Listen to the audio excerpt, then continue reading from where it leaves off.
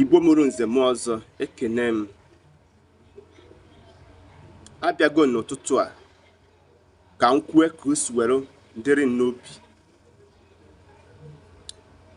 Ọnwa Mgbeke juru amaghị akpụ ka ọ na-agụba juru adịghị nkọ.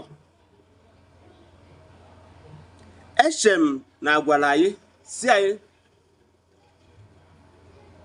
fụ mmadụ ibe anyị n'anya dị ka anyị si were fụ onwe anyị n'anya, ka ife ya bụ ifete ọ bụrụ sọ anyị nwabụ ndị Igbo ka a na-aya asị ụka sị ụka asịghị, omenala mee omenala ameghe. Ka m gwa gị eziokwu, ọdịnala na omenala adịbugo tupu ụka wee bịa. O nwere ụfọdụ ife ụka ga-emebi n'ọdịnala na omenala. Isi na ị nwere ike, nwanne m nwere ike inwere ma gịnị chekwaa ngwuru gị. Isi na inwe pawa wee pawa inwe ma gịnị chekwaa obodo gị.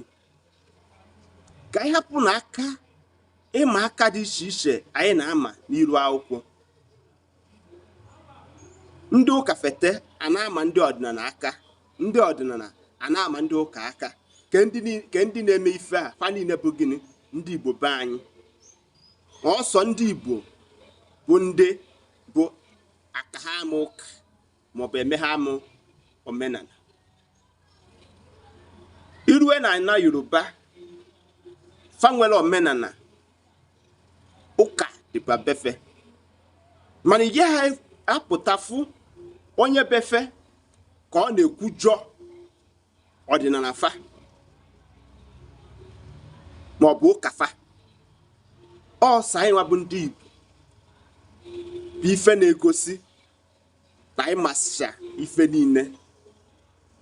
Anyị amara ife niile o. Ka anyị hapụnụ ịma aka anyị na-ama n'iru akwụkwọ nke a na-azọ followership and membership. Ọ kwụsịkwa ka ọ ha n'onu atụ anyị nkịrịnka nkata onye tara arụ amarugo.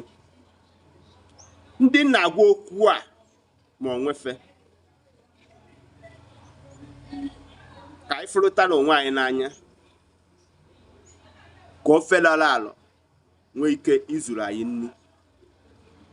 Ndị nke m, udo dịrịkwa unu.